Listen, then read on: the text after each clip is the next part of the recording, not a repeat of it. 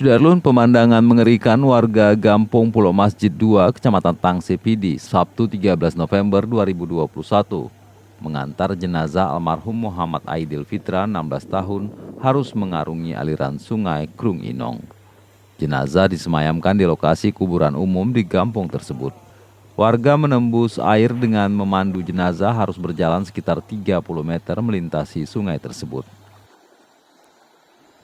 Proses antar jenazah melalui aliran sungai ternyata telah dilakoni warga Gampung Pulau Masjid 2 telah puluhan tahun. Bahkan berdasarkan keterangan Sekretaris Gampung Pulau Masjid 2, Syahril, saat banjir terjadi warga harus mengarungi sungai Krung Inong dengan kedalaman air sepinggang yang harus ekstra hati-hati.